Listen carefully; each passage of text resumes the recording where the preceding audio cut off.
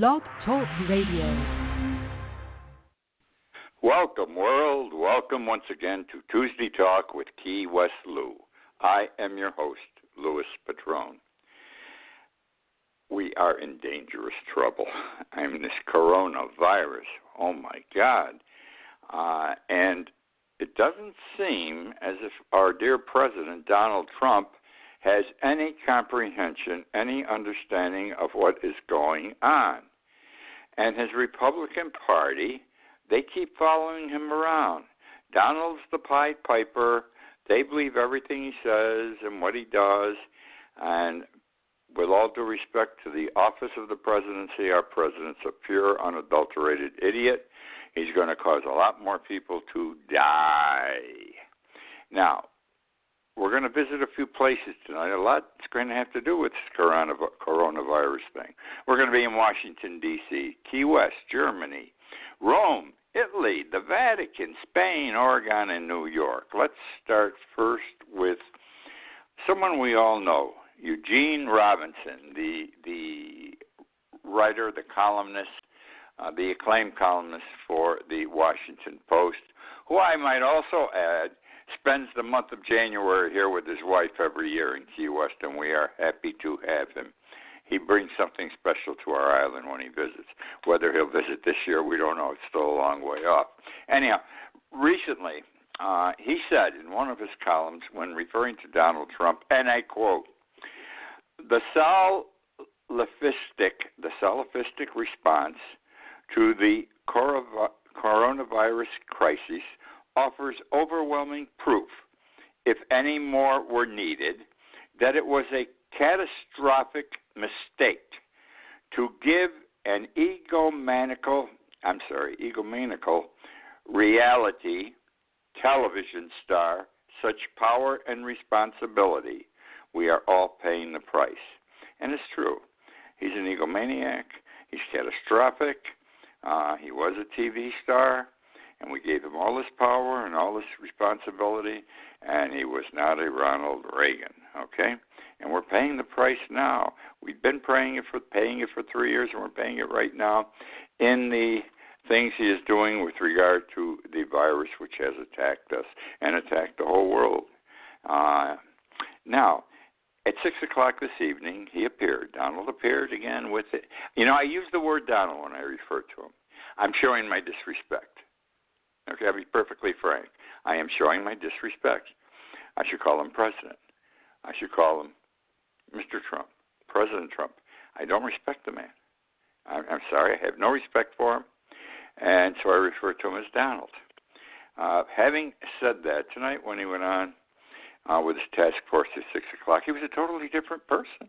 He was elated. He was joyous. He was dancing around. You could see his face was full. It was pink. He was inflamed. He was happy. You know why? He thinks this thing's going to be over by Easter. Would you believe this thing's going to be over by Easter? In all likelihood, we'll be able to go and sit in the churches packed, okay? We can celebrate the holiday. We can get together for family dinners. Ain't going to happen. Too close. How far are we from Easter right now? 4 weeks? I don't know. 5 weeks? Ain't going to happen. I'm going to say it that way. Ain't going to happen. He says things are getting much better. And this vaccine that was for malaria, that everybody thought he was crazy, but he says, I've got that feeling it's going to work. And yesterday he was able to tell us, this fella, Tom Jones, I'm just making a name up, they gave it to him. He was on his deathbed, and he survived. Well, tonight he didn't tell us about somebody else that got the shot yesterday and died. The vaccine did not work, okay? So he picks and chooses that which he wants to share with us.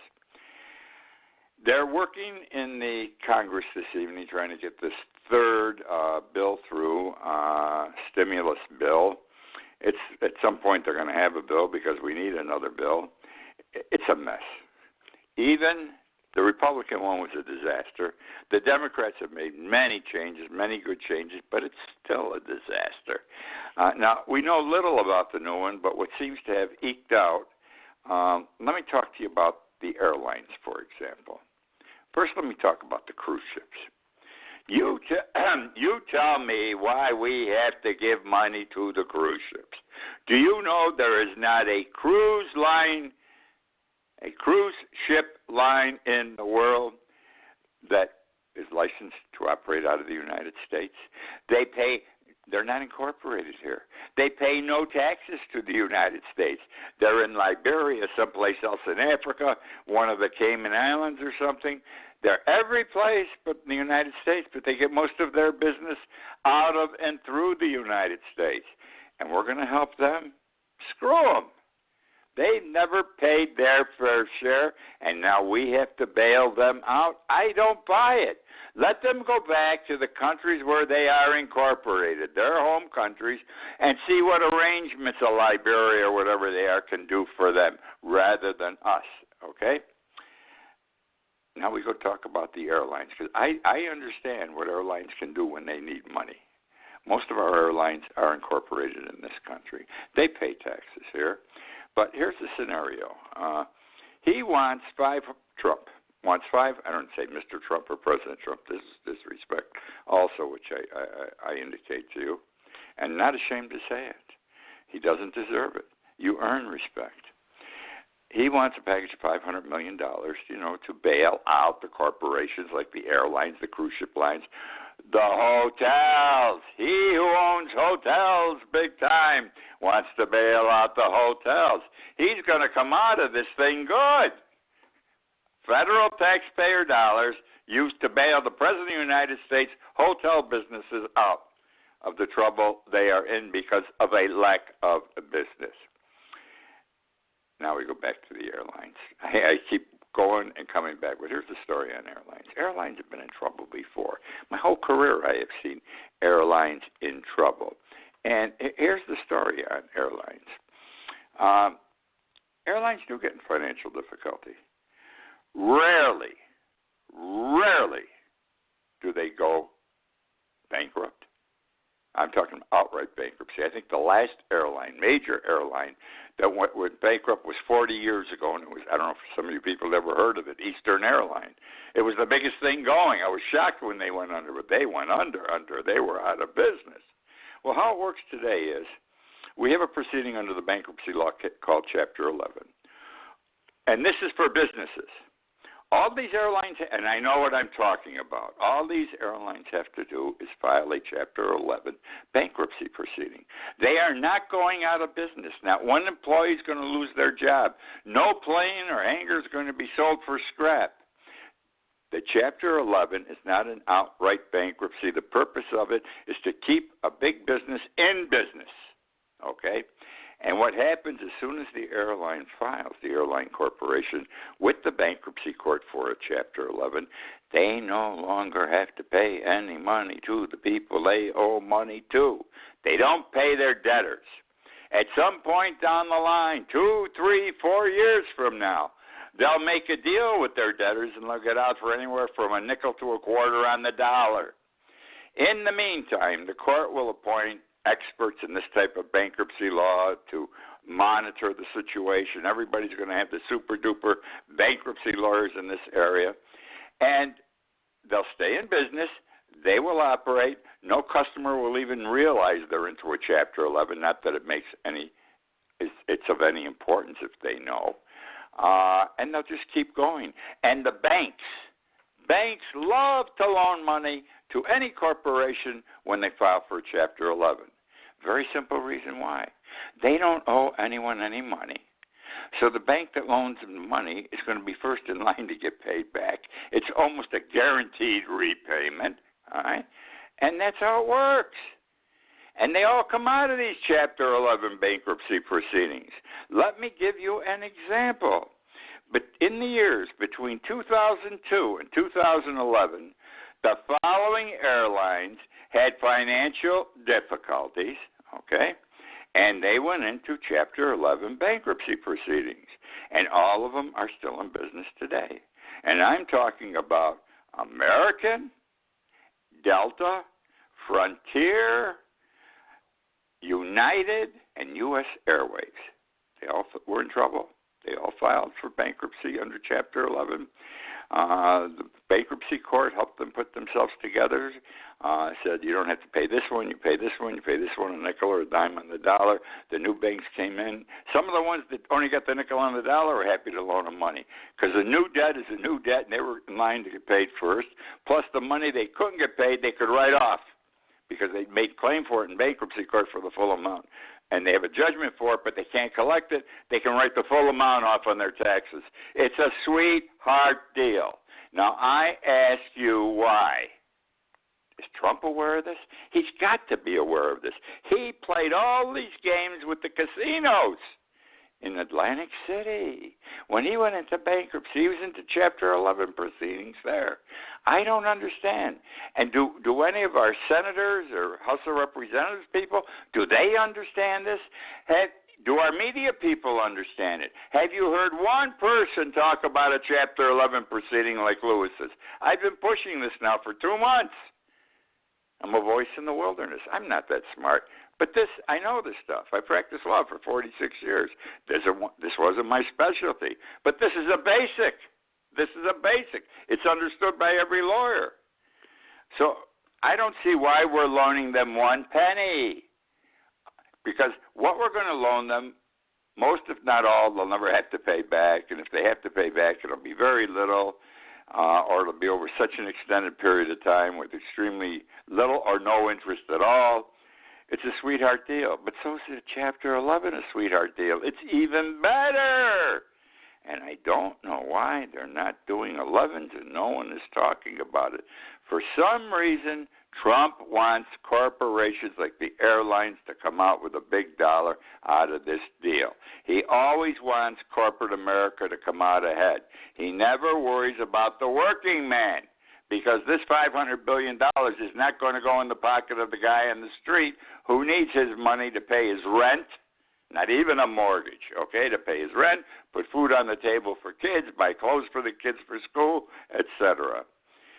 So that's the story. I'm upset with these things. They're going to go, from what I sense, listening to TV, the news shows tonight. The airlines are going to get something out of this. They should get nothing out of this. They don't need it. I'm not saying screw them, let them go under. They don't need it. They don't need a penny of it. And the 11 is immediate. I mean, you have no idea. Once they file those papers with the bankruptcy court, everyone's off their ass they owe money to. It's terrific. So that's the story there, and that's why I ain't in favor of some of these parts of the packages being put together. I also want to see people get an amount every week equivalent to a paycheck on a no payment back. The government's going to take a beating here, but this is such an unusual situation. We must take a beating here as long as the money goes to the people who need it. The working families, the working people. We can't do what we did in 2008. The banks got us in trouble with their mortgage games they were playing, all right? We bailed the banks out, but also millions of Americans lost their homes through mortgage foreclosures because of the banks screwing around. They had no money to pay their mortgage debt. Not right, not fair. Okay, now I'm going to talk to you about something that is extremely close to my heart. I spoke about it yesterday today's Tuesday, my podcast in the afternoon. I spoke about it Sunday in my podcast. I wrote about it yesterday and today in my blog, keywestlou.com. Okay? So here's the story. We're going to have a food shortage. No one talks about food. That's another thing. I've been talking about food now for about 2 months. I'm going to say, I keep saying we're going to run out of food. We got to run out of food. I mean, food, it isn't that the farmer plants it, he digs it up, and he brings it to the store, and they sell it to us. I mean, the farms are owned by corporations now. They put out the food. Then there are plants they sell it to, and those plants produce the finished product in the can, etc., the tomatoes in the can, whatever you want to get, or the fresh goods that end up in the supermarket. So this is big business. This is big business. And I really got serious about this and started worrying with big concern last week and I'm going to tell you why. A couple of instances. I'm into self-quarantine for the 13th day. I'm not sick. I hope I don't get sick. I could get sick. I'm one of those eligible candidates to get sick. I'm 84 years old. They say over 70, over 80, you got to watch out. I've got a bad heart, and I've got 80,000 other little things wrong with me. I'm the perfect candidate. I have not walked out of this house in 13 days. I have not let a soul into this house for 13 days. I live alone, and, you get a little punchy after a while, but with my writing, my reading, I'm working on a couple of new books. You keep yourself busy, and I've developed a telephone club. There are other people like me, and we found each other, and there's 3 or 4 of us. We talk on the phone every day when we get lonely. I've never met any of them. Isn't that amazing how it works? Anyhow, why do I say there's going to be shortages? I've been doing business with Walmarts for about 6 months, ordering things. Good deal. Their prices are cheaper, and they give you what you want, and they have everything, Walmarts. All of a sudden, in my last 2 orders last week, I noticed that out of stock, better than half the things I normally order that I wanted. I'm talking about toilet paper, paper towels, tissues. You can't buy a tissue. Don't blow your nose. Things like that. They don't have them. Better than half the things I order, they don't have in stock. Even canned goods, things like that. They just say out of stock. It's right on the computer screen. Now let's go to Publix. I started using Publix about 5 weeks ago, too, because they're local and they deliver the same day. I don't have to wait 2 days for my stuff to get here. And I got irritated right away because they charge about 20 or 30% more for everything you buy from them. You go in the store, it's 20 or 30% cheaper. I wrote a letter to their home office complaining, and they wrote me back a bullshit letter saying, what do you want us to do? We got to make a profit. Anyhow, putting all that aside, I had to go back to Publix last week because I got to get things. Everybody's hoarding food. I haven't been in the store in more than 2 weeks. And I found this. Less than half of the things I ordered, they're out of stock. And some of the people will call me on the phone or email me, tell me if they've been out of their houses, stupidly so, and into Publix, that the shelves are empty. They're not totally empty, but they're about half empty or better. And it seems I must be ordering everything that they don't have anything of. They're not stocking the shelves because they can't turn the product out because America ran in there and they're hoarding the food. I am upset. I haven't even had the opportunity to hoard any food. I'm going to be out of food. And I got a delivery today from them, from Publix. I had about 35% of what I ordered. They didn't have anything else. Or they'll send you something that you don't want. Especially me, I don't want any sugar, I don't want any carbs or few carbs. And I'm ending up getting stuff with sugar and carbohydrates like you wouldn't believe. You got to eat. So, what am I saying? We're heading for a food shortage. We don't talk about it. The government doesn't. The media doesn't talk about it because right now we need face masks, we need inhalators, we need sanitizers, we need hospital beds, we need medical uniforms. We need everything like that. We're at steps 1 and 2. The food shortages will probably be 4 and 5, but they're coming, my friends. Trust me, they are coming. And first of all, let me tell you what happens. I don't think I'm going to get a big showing tonight. I may have to end on the food shortage thing. But it's that important. It's important. It's important. It's important. I want you to hear me. I used to go to Greece a lot. Those of you that have been reading my blog for years know I spent several summers in Greece, 2 months at a time. I was there the summer when the economy was in the toilet. People were protesting by the thousands in the streets. No one had a job. The farmers weren't raising goods because they couldn't even get back the cost of seed if they went to sell it to the supermarket. The supermarket couldn't buy it because people didn't have the money to pay for the product if they put it on the shelf. The people didn't have jobs, so they couldn't buy food for their families. And this is what happened. And hear me, I wrote about this years ago, and I wrote about it this week a couple of times, and I've spoken about it, and this is pure, unadulterated fact I'm going to share with you. People first were eating every day. Then they started eating every other day. They would go a whole day without eating. They trained their babies to sleep, in effect, a whole day, so the baby would only want to eat every other day. They ran out of everything. They had nothing. I just explained how nothing.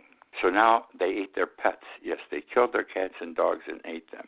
Then when the cats and dogs, this is all true, when the cats and dogs were dead, then they went and a lot of zoos. I was in Athens at the time. A lot of zoos were around Athens. They went to the zoos at night and they broke in. They took the animals, they killed them and shared the meat and took it home. Now when they ran out of that, they started eating everything that was growing. Trees, leaves, bark, anything that grew, they boiled, they cooked, they did whatever they could. The women of Greece made food out of it, right? The babies never saw milk again. They had some kind of a powder mixed with water that they fed the babies. Now they ran out of the trees and everything that was growing except for grass. So now they ate the grass. They pulled it up, they boiled it, they ate it, whatever. This was their meal.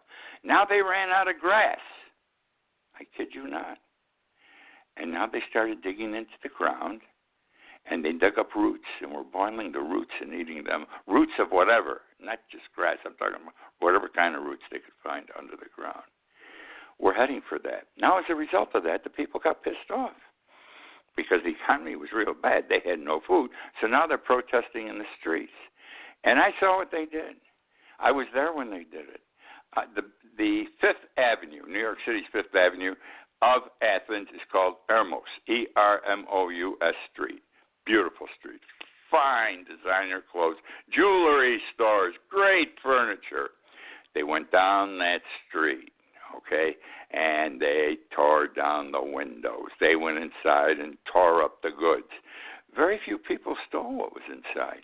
They just wanted to express their anger and their vehemence at what was happening to them, and they didn't want anybody to have anything, and this is how they did it.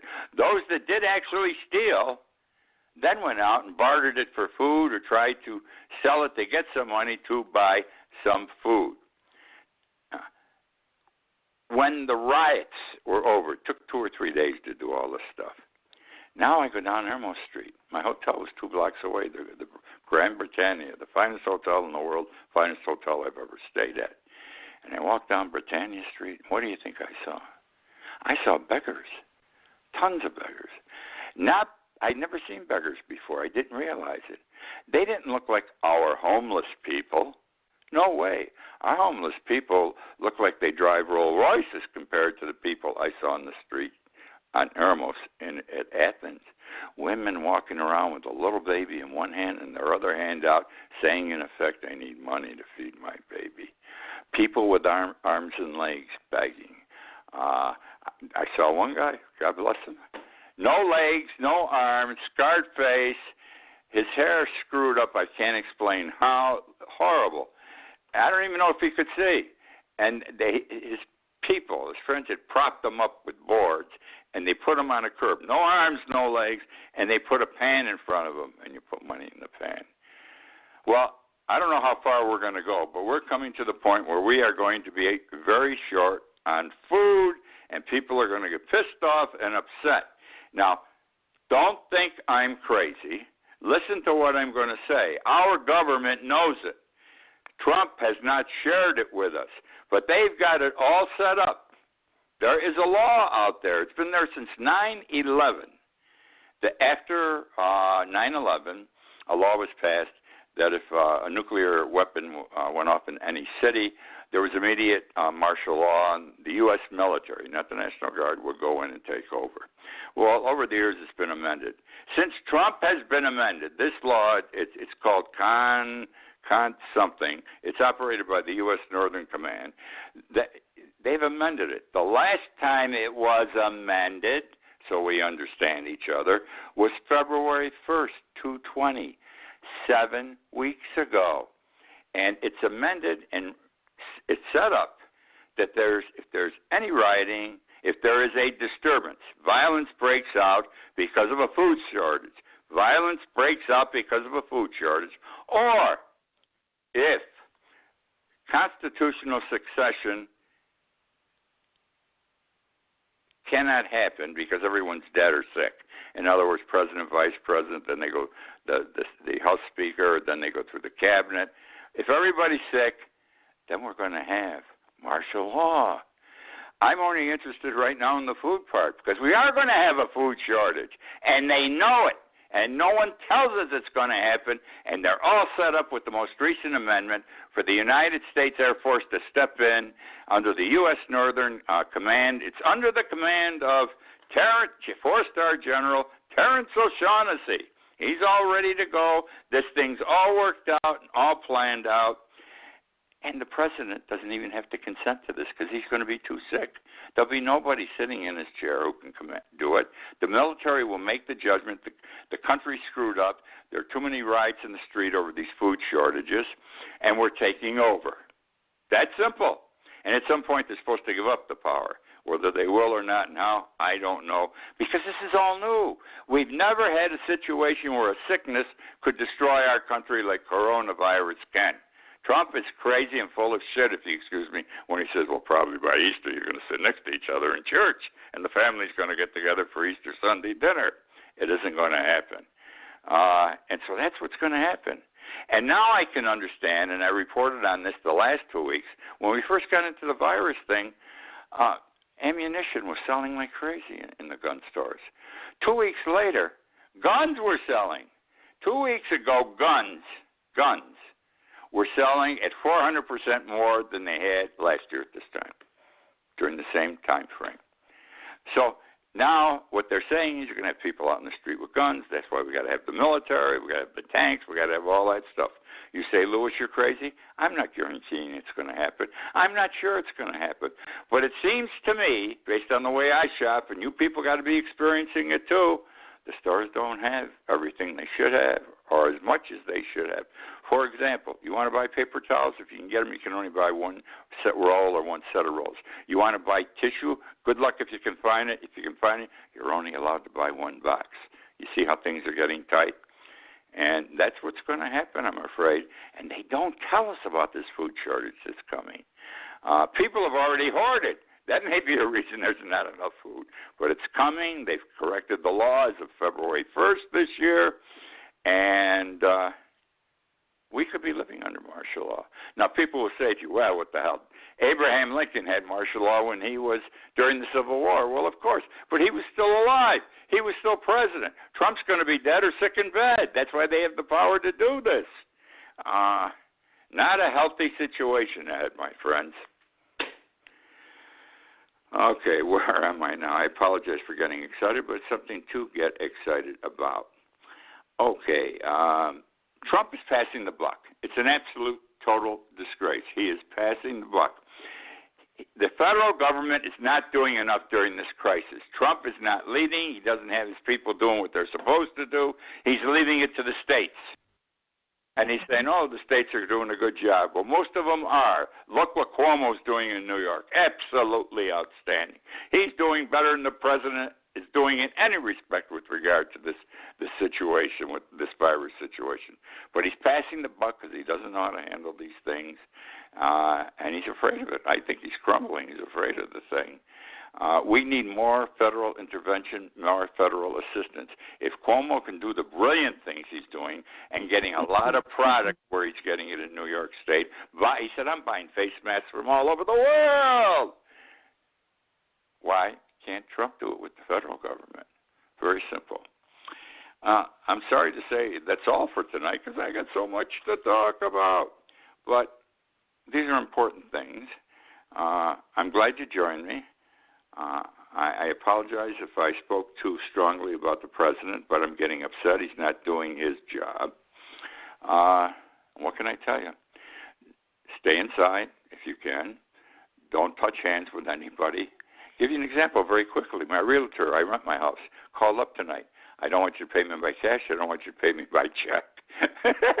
He said, just give me the number off your check. We'll take it out of your account.